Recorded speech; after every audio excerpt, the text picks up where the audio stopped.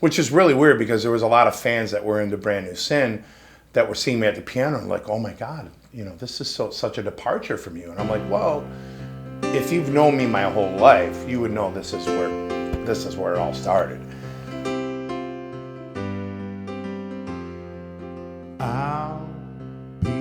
I was really nervous, and it was the first time I been with a full band, and then all of a sudden something kind of literally clicked in me, and this voice came out of me that I had never heard before.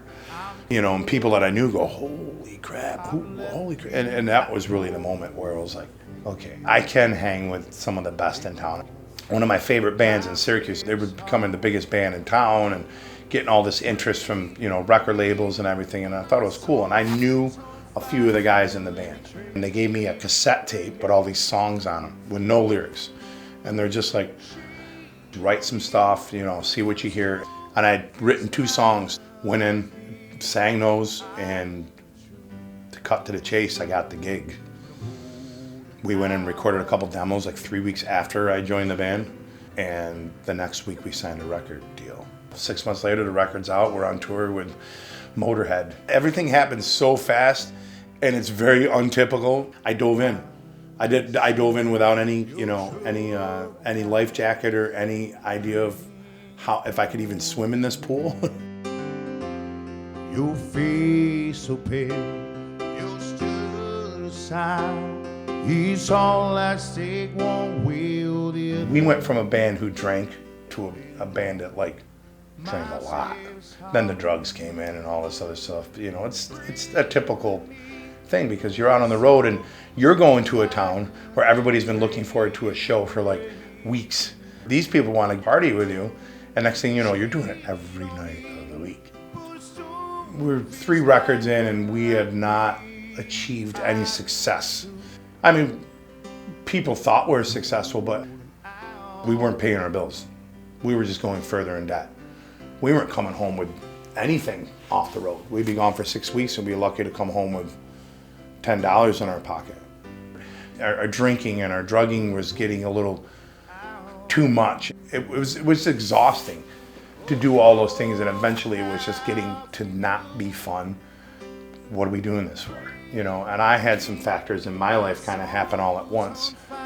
My father passed away, and that just really kind of spun me. I mean, when you have somebody die that's that close to you, it puts things in perspective in your life.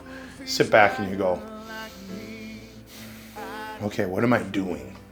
3 or 4 weeks after my dad died, we were back out on the road, which is the worst place for someone to be when they're grieving, because I was medicating and I just didn't want to be there. So a month later, I kind of asked for a break from the band. I just need to get my head straight and figure out what the hell's going on. My dad dies, I break up with my girlfriend, and then I leave my band. Okay, now what? I can't help but think that after he passed, he didn't have some kind of hand in guiding me. Get away from the drugs, let's get away from the drinking, let's focus on this, So it was a traumatic event that I lost him, but at the same time, the most amazing part of my life, the most successful part of my life, and the most growing I've done as a person, it all started with my dad dying. So all of a sudden, within a year after leaving the band, I was becoming very successful playing my piano. I was making a living doing that. After my father passed, my mother and I were just sitting up one night, and she goes, what's weird, Joseph? And I'm like, what's that? She goes, right before your dad passed, we were talking about you, and he said, when you end up leaving Brand New Sin is when you're going to find your greatest success.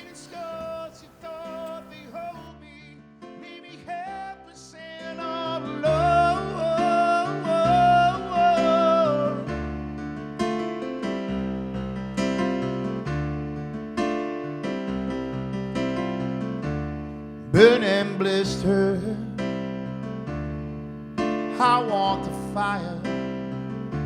It's red hot coals leave me old and tired. Now I see what I become. Pieces of you